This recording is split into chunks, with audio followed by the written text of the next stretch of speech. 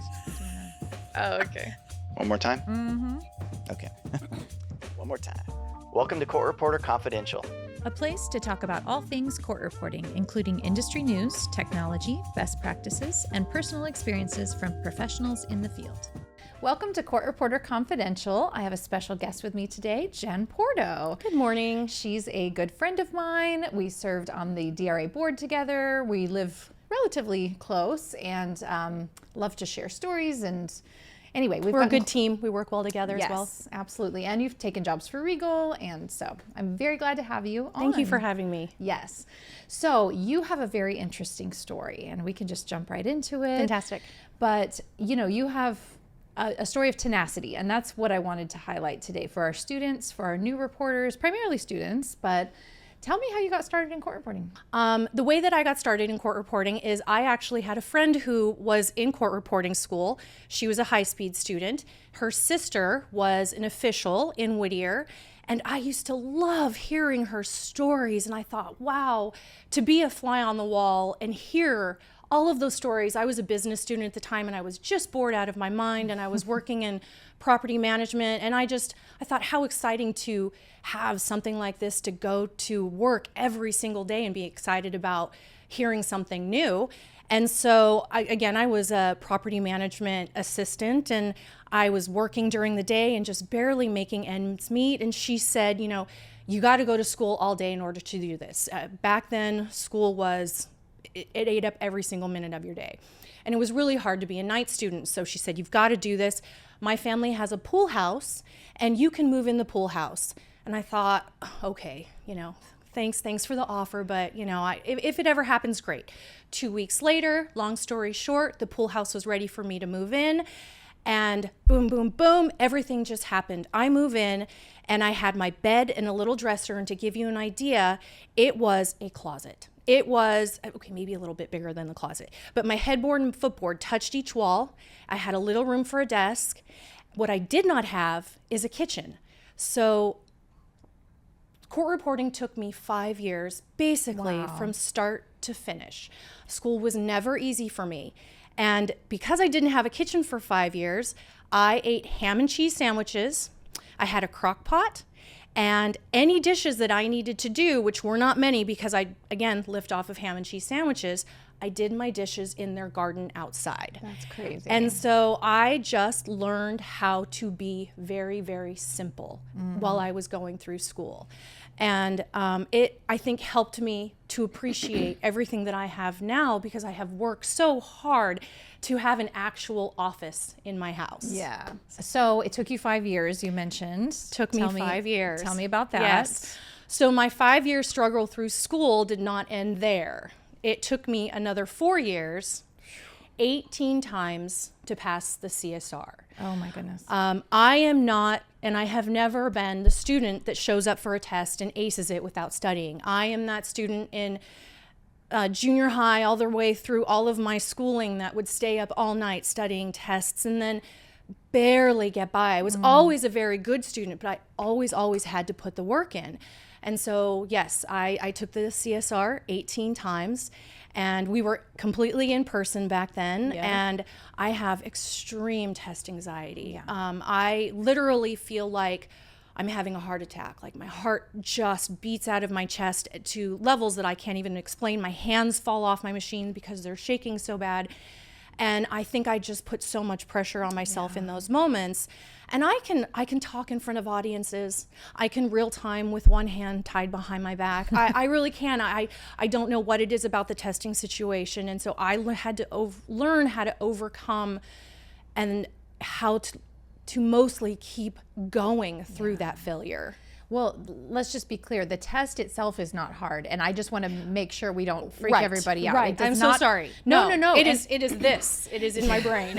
and I think you made that clear, but I just wanted to Yes. really reiterate that the test is very gettable, very reasonable. Oh, absolutely. But for you, that was Yes. Mount Everest. Yes, That's crazy. It really was. And I stopped telling people that I was taking the test because, again, it's not the test, it's up here. And so the pressure that I was putting on myself, I started, packing my printer the night before so that my husband would not see me packing my printer because I didn't tell him that I was going to take the test. Whoa. And I would show up and I would get in line and I would just try and just block because, back in the day, there was probably 130 of us all in line and we're all coming together and rah, rah, rah. But for me, that was so difficult. And so I really just had to block out everything and try not to care. Just walk into that test as if I was showing up for any other day and passing a test. And so I finally passed. Here I am. You did. And while you were taking the test for those 4 years, what were you doing? So, and this is why I say it was so crazy that I could not pass that test. I became a cart provider. And so I started, my very first student was at Santa Monica High School. And, may I pause you for just Yes. a second? I don't think we've talked about cart on our podcast yet. Oh, so why don't you fantastic. define what that is? Okay. So cart providing is computer access real-time technology, I think. And you basically go to school with a student and you're one-on-one with this student and you give them an iPad or a device and you are writing basically everything that is said during that class time. And so if they are talking about the hamburger that they ate at lunch, it allows the deaf and hard of hearing student to participate in everything that's going on around them. I remember one day, it was kind of like a free time and the kids were talking about prom because I was working with a high school student and I was writing everything that they were saying about prom. And the student was able to sit there and listen to what everybody was talking. And I always closed say captioning for them. you're essentially closed captioning. I will never forget. It still like warms my heart. They said, I never knew how much I was missing out on until I started reading what the captions that I was doing for them. And so I went further and further and further in my career with that. I captioned a Caltech convention where my captions were put out on the screen for the whole audience, and that was on neurology. I wish I could remember the title. I did the School of Gerontology at USC, a whole convention, and so like I said, I could real-time anything. I could real-time for full audiences, full conventions, but my anxiety was so extreme that I just would literally have a heart attack during tests. So what made you not quit? I mean, so many people would say, okay, I reached a limit. I can't do this anymore. I don't want to continue. It's too much. It's too embarrassing. I'm never going to get it. What made you say, no, I'm going to keep trying? I wouldn't let myself. And I know that those words seem so easy and so just like, oh, da, da, da. I had put in so much work at that point. I wanted to be a court reporter with every single cell of my body.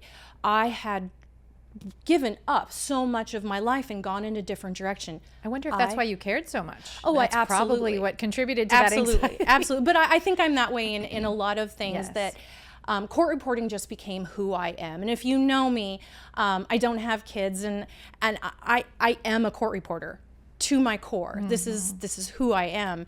And I just wouldn't let myself give up. And I think anything that you give effort to, real effort, there is a sense of not letting yourself give up and stop. And I liken this to about 4 years ago, I started running half marathons. I had never been a runner in my whole life. I was the girl who had her mom write her the note when it was run the backstop days. I was not going to, I didn't like getting sweaty. I'm not an athlete. I've never been an athlete. And I remember that it was tax season and I didn't want to work on my taxes and my house was clean and my transcripts were done by some crazy coincidence and I didn't have anything to do. So I thought, I'm going to go run. Why not? I need to work out anyways. And so I, put on my tennis shoes from TJ Maxx and my stretchy pants. And I thought that that's all it took to go run. And I got halfway down the block and I literally thought I was going to pass out. My lower back hurt, my feet hurt, everything hurt. I mean, my hair hurt, everything hurt. And I realized that you have to set yourself up for success. You need the tools in order to keep going. It's not just a mind game. You have to practice, you have to put in the time. And so I got myself a real pair of running shoes. I got myself a real pair of running stretchy pants. And I set out to learn how to run. And I started at a mile. The next week, I moved up to 2 miles. The next week, I moved up to 3 miles. And then I learned at 4 miles, you really have to change your game. You have to start fueling. So let me take this back to how you work as a court reporter. You need to build your stamina as a court reporter. If you are only used to taking, is it 10-minute tests that students do these days for the CSR? Yeah. Okay, if you can barely make it to that end, no further questions on a 10-minute test, you're going to be mentally exhausted and barely hanging on. You've got to push yourself harder. Practice for 20 minutes, practice for 30 minutes. Get to the point where 10 minutes is easy. You are just, your 10 minutes is just like your starting point, right?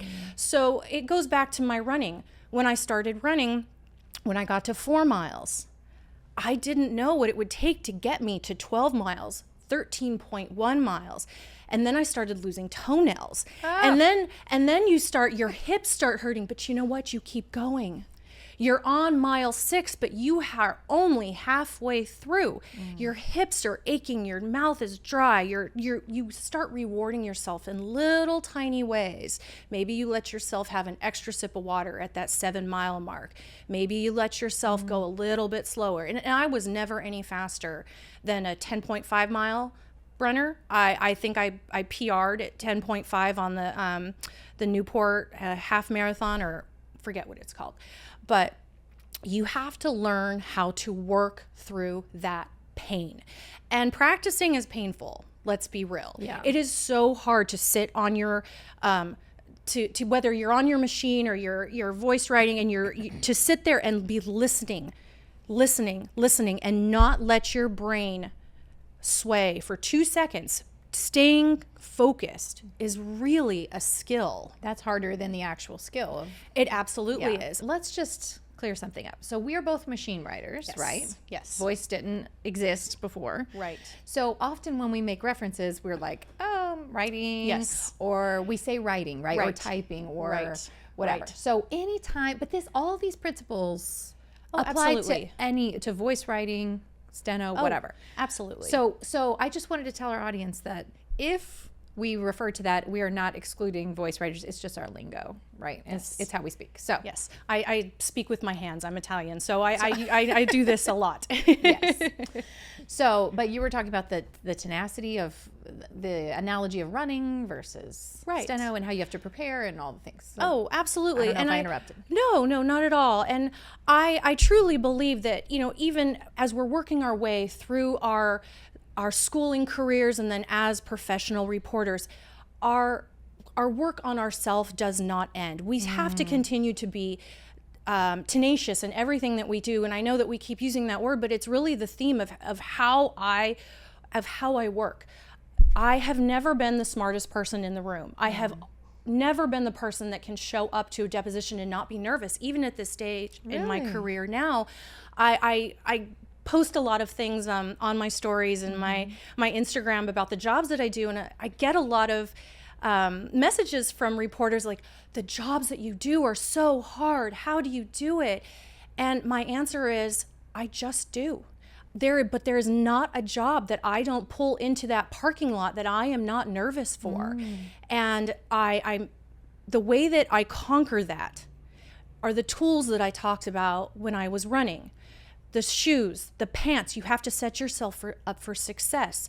I get to my jobs an hour and a half early. I am in the parking lot ready to go an hour and a half so I can have my snack in the car. I can fix myself. I can sit there and I can be calm. I can allow for any kind of navigational problems, but I'm in the parking lot hour and a half early. I'm in the lobby an hour early, and I'm in my job regardless if it's real time or a depot without real time. I am always in my seat an hour early. Wow. You never know if there's going to be a firewall issue. You never know if your software is going to have a hiccup. I don't want to be panicked at the last minute, and no attorney wants to wait for the court reporter. So I am always ready to go. And you're practicing a lot. You come up with briefs. I see you post that a lot. Oh, absolutely. Again, that goes with the tools that I use to be a better reporter. For every real-time job that I do, of my own time, I'm not billing this to the agency, I put in at least 2 hours, depending on the complexity, 3 or 4. I have spent 4 on a very, very technical case that was about pharmaceuticals. I Google, I use previous transcripts, I use the complaint. I have full lists of words that could possibly come up, of names that could come up. I have briefs that I can use on the fly. I have phrases. And from that list of words that can come up, it actually allows me to calm down a little bit because I'm prepared and I know what's going to come at me. It's not the first time you've heard this word. Exactly. Right. Exactly. And, it's something that just occurred to me. You probably have way less homework on the back end. Oh, absolutely. So to me, I hate wasting time. So to me, I'm always like trying to do, I'm not as prepared as you, and I can wing it a little better. But at the same time, I'm probably doing more on the back end. Is it back end or front? Yeah, back end. Yeah. I always get confused. Because I'm having to maybe correct those and global them and enter them, or I'm writing them 4 different ways because I wasn't prepared. So really, I'm going to put in that time regardless. So that's really smart. Right. I just feel better prepared walking into a job that I know I at least know what they're going to be talking about. I have been fooled many, many times with a full word list that never gets used because all of a sudden I thought we were talking about a winery, and now all of a sudden we're talking about oil fields, and that happened last week, by the way. And I honestly, was not prepared for that. That's why I haven't prepared as much, because when I have prepared, I'm like, oh, I did the wrong thing, or Right. that name didn't come up at all. Well, that was a waste. Right. I prepared for this witness, and this witness has something completely different. Because of my anxiety with being able to take these harder jobs, because it's not that I'm a fabulous reporter. But you are a fabulous reporter, by the way. But because of your preparation, right? Because of what you've accomplished. I truly believe that when you set yourself up for success, that you are better equipped to handle whatever is thrown at you. I get up at 5 o'clock in the morning. You have to put in that time. You have to prepare yourself. If you're rushing around, you're less likely to be able to be calm in the moments that you need to use every single brain cell to get through that job. Yeah. And so how has the journey of the long, now I can't think of words, the long difficult road that you had, how has that prepared you? Do you think if you had gotten through school, because I think it's fantastic the voice writers are getting through school super quick, right? Oh, for sure. But they haven't had to struggle quite as much. So I wonder if they have to learn that on the back end, kind of like with the preparation I was talking about. You pay for it one way or another. So I just want everyone to know that you have to put the time in at some point, right? And so just because you get a license doesn't mean you stop growing and stop improving, like you said. Oh, absolutely. Absolutely. I think that so many of us think that, oh, once I get out of school, I can do this. It's easy. Like the being the reporter part, I can do that because I know how to make a transcript. I know how to put words in the transcript. Let me say that. But that is just the beginning. I don't think that it is really talked about in school how much work we actually have to put in as working reporters of the amount of time that it takes to work on transcripts. And then also we have to continue bettering ourselves so that we can continue to take the harder jobs, do real time, right? It's not your schooling doesn't just stop when you pass the CSR.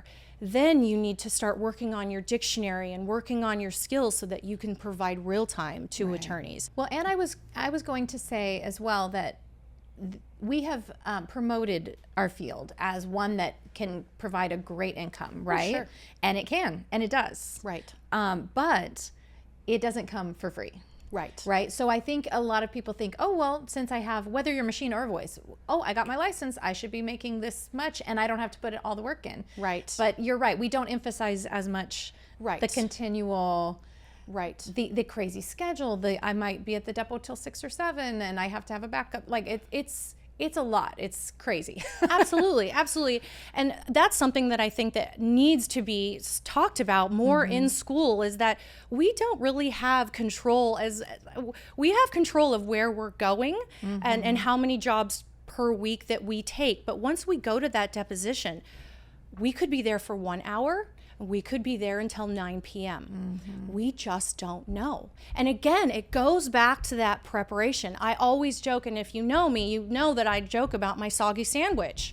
I am always prepared for every single job that I take. Again, I get up at 5 o'clock in the morning. I check my emails. I make sure that I know where I'm going. Have I ever been to that law office before? Is it in downtown LA? Does it have the same address as one that's in a different part of downtown LA? Because that has happened to me. Have you Googled your actual parking garage that you're going into to make sure that you're going to the right place? Do you have your soggy sandwich? A lot of attorneys these days want to take that 30-minute, power lunch. You don't have time to run downstairs and get a sandwich or something and come back up. You've got to be prepared for anything that happens during that day so that you are not stressed out about something that you can control. That to me is my biggest quirk, I guess you could say, is that I refuse to stress about stuff that's in my control. I plan beforehand to make sure that everything else that's going to happen during that day that I can't control, I'm equipped to handle it because I have done XYZ before to make sure that I'm ready to conquer this. Because if you are a basket case when you show up, everything else that you have to pivot on the fly is difficult because you have not taken care of this. When I was a high-speed student, I realized that there was a lot of value in having someone who understood you and having that that bond with someone else who has the same struggles as you. And so when I was at 180 words a minute at Cypress College, I started something called the Steno Buddy program. And I actually started the program, and there were about 5 of us high-speed students, and we kind of adopted low-speed students. As a high-speed student at 180 words a minute, you have a lot that you can contribute and help to someone who's at a very low speed. Whether they are a theory student, whether they're at 100 words a minute and they're trying to break that barrier to 120 words a minute, you have already been there and you know what it takes and you know the time and the practice that it takes. And so you also are a shoulder for them to kind of hug when they need it, right? And whether you are a voice writing student or you are a machine student, you still have to pass these tests every single day. Sometimes you will pass and sometimes you won't. But you have to take those moments and help each other and celebrate with each other. And maybe you have to help them when they're having a bad day. You know, I have always said that when I don't pass a test, I let myself be a poop for that day. I go get myself a greasy pizza or a greasy burrito. I cry on my pillow. I watch something ridiculous on television, and I just let myself be. And it's okay. It is okay to fail for that day. But what it's not okay is to keep that perspective and take that with you the next day. You have to realize, okay, I didn't do so great on this one, but the next day you pick it back up and you do something different.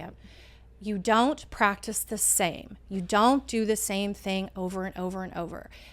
You have to find something to do different, that whether it's practicing at a high speed, whether it's, if you're at 140, maybe you're practicing at 200 for 20 minutes straight and you don't stop for that 20 minutes. Or maybe you're dropping down so that way you can focus on getting cleaner and clearer. You have to do something different. For me, I truly believe in stamina. I truly believe that in order to run that marathon, you don't stop at 13.1 every single day. You run 15. And you may not be fast, because I never was, but you keep going because it's the only way that you're going to build stamina is by keep going. I love that. And you going back to the Steno Buddies, that's so cool. The only downside now is most programs are all online. You're right. So I wonder how much camaraderie they can build. But with Facebook forums and conventions and associations, right? If you can plug into those, like now we celebrate students so much more than when I was in school. Like we were just, you're nobody until you're a reporter, you know? Right. But now it's like we're cheerleading for them. Right. We have a student picnic at DRA. Right. The convention's coming up in April. You're right. You know, that is a very, very good point. I live in the world where everything was in person, and I realize a lot is online these days. But there are so many social events that students can go to if you just are connected. If you are a member of DRA, we have a great program for students. We have a mentoring program for students. We have many, many events. District 3 and District 4 is having a mixer on March 14th, where we are absolutely welcoming all students to come. Meet your fellow students, meet your fellow reporters. That is how you stay connected, because no one understands us and what we go through better than a fellow reporter. I come home and I just dump on my husband, and he is so good, and I it's kind of funny how much he does know, but he doesn't really understand the logistics of being in a room every single day that is so contentious. Your fellow reporters get that. And the students who are taking tests every single day, having a steno buddy at a higher speed, they understand what it's like to be in that testing environment every single day, regardless if you're not in an in-person school. Even if you are, you know, texting, have a group chat with a bunch of students. You know, you don't have to even be besties with them. You can just have a chat that's like, you know, that, hey guys, I'm going to a test right now. And you can go back and forth and congratulate each other or motivate each other, or hey, I'm practicing today. You know, let's all practice together virtually. You can help each other through the process by just having that camaraderie. Yeah. I'll tell you, when I was in school, there were 3 of us that just happened to be going through at the same rate, the same speed, and we couldn't have been more different. The 3 of us would never have been friends, I think, otherwise. But we were the only ones that could congratulate each other when we were doing well, because nobody else wanted to hear about it because no, she passed another test, blah, blah, you know. But so, yeah, we kind of sought out each other, or found it naturally. And that was huge. And one thing I did want to say, you mentioned the mentoring program with DRA, and typically that is a working reporter, right, that we pair up with a student, which is super invaluable. However, I love that you said that students can still contribute. I mentor a lot of students, hire a lot of brand new reporters, and there's so much imposter syndrome and so much like, I don't have anything to give, I don't know anything. I'm like, no, you're right, they do. They know more than the theory student. They know more than the low speed, and that's so great to already see what you can do to give back.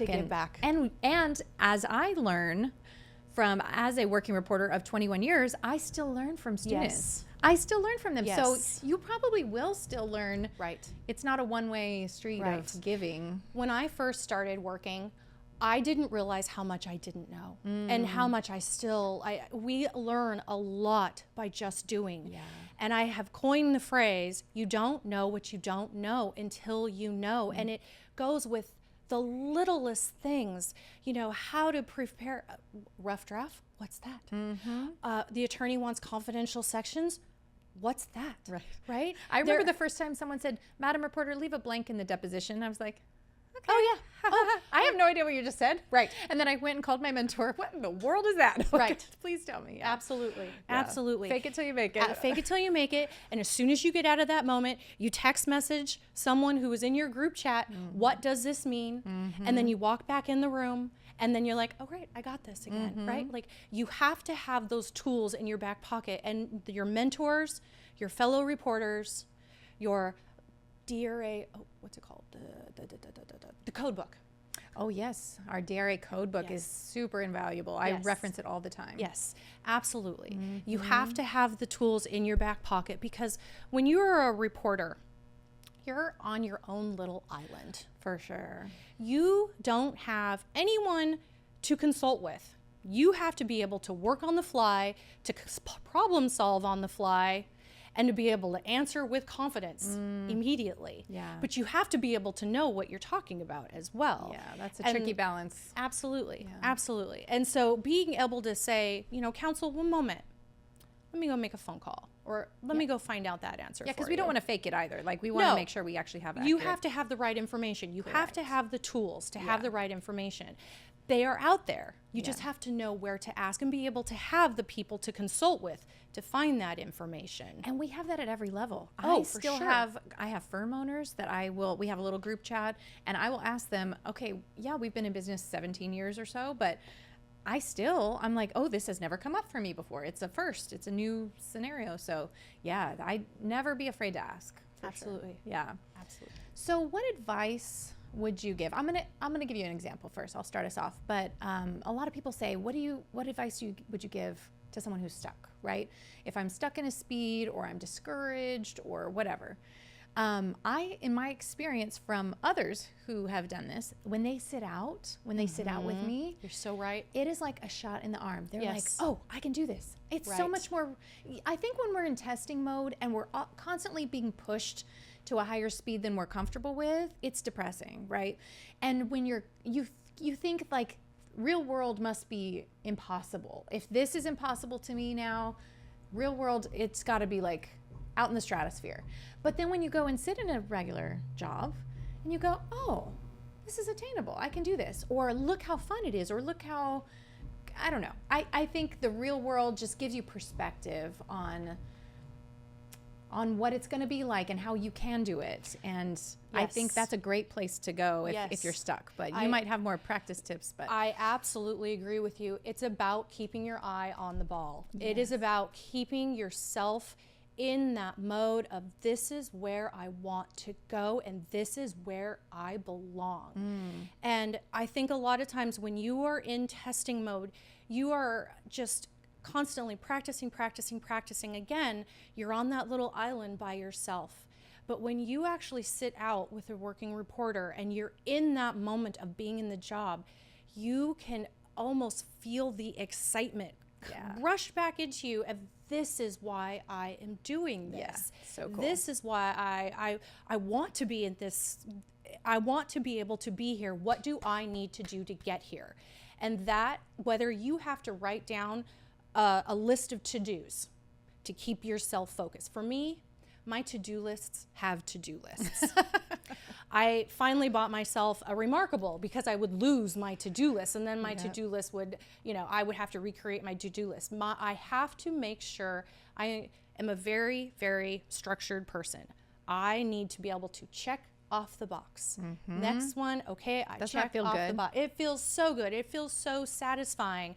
And so maybe you get yourself up at 5 o'clock in the morning. I know that we have so many things to do in our life. Life is not easy. You sometimes have to give yourself grace. Did you practice for 5 minutes today? Great. All right, go sit out.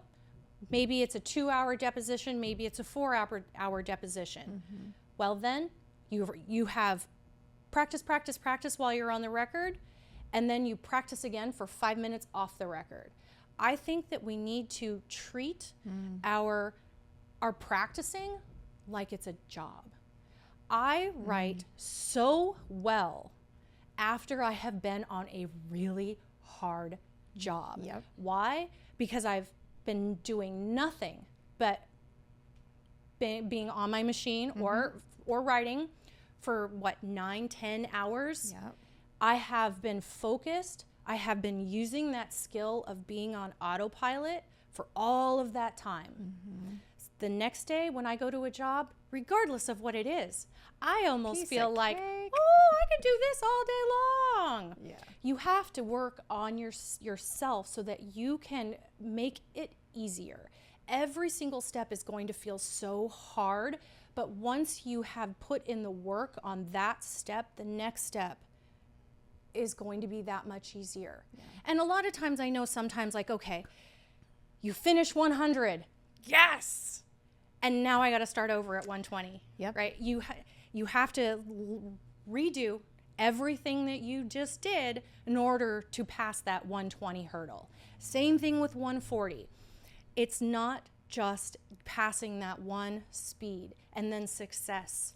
You have to learn how to replicate that and maybe do things a little bit different as things get a little bit more hard, but it's learning how to do things on autopilot. It's learning how to hear those words come at you and not think about them. Mm-hmm. And you don't do that by only putting in a few minutes each day. You have to be able to, I used to when I would drive to school, because back in the day we were in person, mm-hmm. I used to listen to dictation at really, really, really high speeds. Smart. So that way I could hear the words coming at me. And then once I would get to school, I would go in and I would start practicing at a low speed, and I would force myself to go all the way up to a high speed so that you can get used to hearing the words coming at you. Your brain has to be able to hear the words, and you have to know what to do with them without thinking, which is so funny because a lot of attorneys don't understand that we're not really thinking about like what we're doing as we're on the record. I'm thinking about my grocery list. It's a different part of your brain, and you have to be able to get there, right? And you can't learn how to do this on autopilot without practicing. Yeah. It's muscle memory. I played piano before, and my daughter is starting to play, but just on her own from YouTube and all that. And so she'll play it just well enough that it feels good. Right. Or that it sounded pretty decent. And she's like, oh, I know it. Right. And she walks away. And I'm like, oh, no, that's not practicing. Right. So the practicing is where you go on that hard part. Right. That was a terrible mimic, by the way. But anyway, but you have to do the hard thing over and over, like 20 times. And then pretty soon you're like, oh, it's just coming out my fingers. Easy peasy. And that's the same, if anybody's played instruments, it's very, very similar. Absolutely. Yeah. And I truly, truly believe you have to put yourself in an uncomfortable zone. We have to learn how to work through those moments of being able to work with really hard dictation. It's so funny. I remember being a student, and I remember being so mad when I would get out of a test, and I'd be like, wow, that was really hard dictation. How could they have talked about that? Well, guess what? That's life. That is when you get out of school and you get your job, you have a case caption, and you sometimes don't know what they're going to be talking about. And you may be getting a doctor who's going to be talking about all of these multisyllabic words you have absolutely never heard of, and you have to be able to just write them on autopilot. You can't think about what you're hearing. You just have to hear the sounds, and you just have to keep going. Yeah. You were talking about autopilot. It made me think of when you're at slower speeds, you have time to think. Right. And then I think that's where people get stuck, where you have to make that transition. You're so right. To the autopilot mode, right? Absolutely. Of just writing the words. And I still say that to myself these days. Last week when I had the job that surprised me with the talking about oil fields, I know absolutely zero about oil fields and how to drill, and this was new terminology for me. And I just kept telling myself in that moment, write what you hear, write what you hear. Because I didn't know the words that they were saying, and my witness was a Canadian gentleman who mumbled. And so I was struggling to even hear what he was saying. But I just kept telling myself, write what you hear, don't think about the words that you're writing. And you have to be able to turn on that autopilot at some point, but that autopilot is a learned skill. And that is what you have to practice so hard for, is to be able to turn on that autopilit through the moments and just zone out. And it takes time. And that is what I think a lot of times especially in this generation of being able to have everything at our fingertips, is we want things now. And we don't understand the effort that especially this job takes. Everything that we have right now is a right now kind of mentality. And guilty. Yes. Oh, absolutely. And putting in the time and being able to allow yourself grace in order for it to take time is not an easy thing to do, I think, right now, because we are so used to having everything at our fingertips. And this skill is just like other learning how to play a musical instrument, learning how to run a marathon, learning how to do anything hard takes effort. And if we knew that going in, we might be more likely to stick with it, right? And be that, and have that tenacity. And one thing that I'm sorry if I interrupted you, but No. one thing that I would play mental tricks, because it is very mental, right? This whole schooling process. When I got into qualifiers, I've probably said this on the podcast before, but when I got into qualifiers, my first qualifier, I missed over 200. And that could just make you melt and make you want to quit. And you know what I said? I was like, okay, I'm going to miss 180 next time. I'm going to miss 180, right? Yes. And just playing that game of, it's okay. I'm not beating myself up for the 180, but my goal is improvement. Absolutely. Yeah. And so if you know, like you were talking about going from one class or one goal speed to the next goal speed. Right. And you have to start all over, and you could just Right. give up, throw up your hands. But, or you could say, okay, let's do it again. Right. Here we go. Right. I'm expecting it. I know what's coming. You know the recipe. Yeah, Right? exactly. You know what it takes to get to the next speed. And you know what? If you get stuck at 180 or whatever it may be, then you maybe have to try and change up your recipe a little bit. Yeah. Do you need to start typing up all of your tests to see kind of like where are you dropping? Where are you losing your concentration? What are your triggers that make you lose your concentration when you're in that moment of testing? Because you don't know unless you're typing up your tests. Yeah, that's a big You part. have to, it's not just producing the words. It's being able to make an accurate transcript. It's being able to pass a test. And you don't do that unless you know where you are at. You have to, it's the process of practice, type, practice, type, practice, type. And nothing changes when you become a professional reporter. They're just right? longer. They're just longer. Exactly. You know, instead of being a 12-minute, now all of a sudden, I can't tell you the last time I took an hour-long deposition. Does that even exist anymore?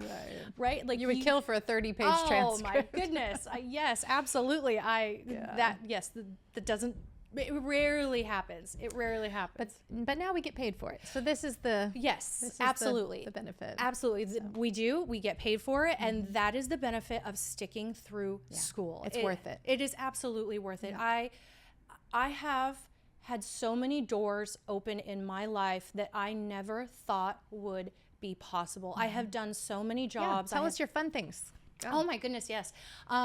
I got into this because I wanted to be a fly on the wall, and goodness, I have been that fly on the wall. I have been asked to do jobs that I never thought possible. I was a reporter for a local disaster that happened here in Los Angeles, the container collapse that happened with the Mississippi container in the Long Beach port.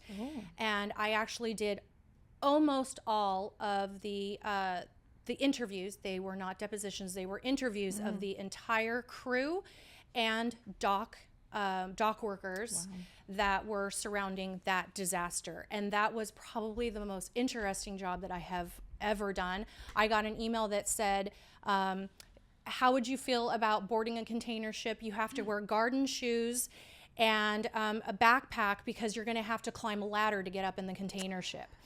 And so it was something that I had never, ever expected to do in my career. But it was probably one of the most notable jobs that I have been a part of. And then you've done some glamorous things. I've done some glamorous things. I did the SAG Awards for about 4 years. And I did the Oscars, I want to say, for about 3 years.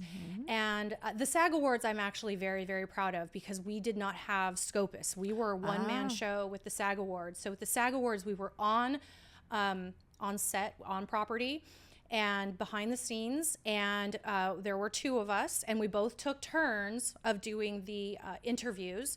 And they had to be produced almost immediately. Yeah. So you take down the interview, and as soon as the interview is done, you scope and proofread the interview and have it turned in within minutes of that interview being done, because you have to be ready for the next interview within minutes. So however many moments or minutes are in between each winner of the awards, you have to be ready to go as soon as the next one comes up.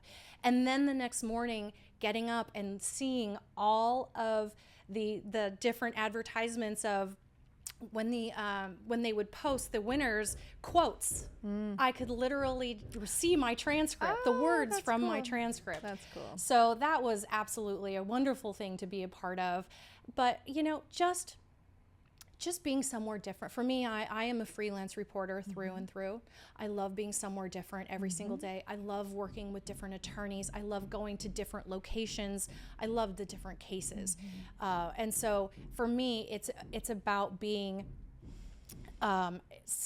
it's about the challenge every single day about being somewhere different. Well, I love our career. I love where it's taken you. I love where it's taken me. Yes. And I appreciate you sharing your journey. Oh, thank you so much. Yeah. I appreciate it. It's an absolute honor to be here in this moment. I never thought that I would do anything like this. Yeah, see?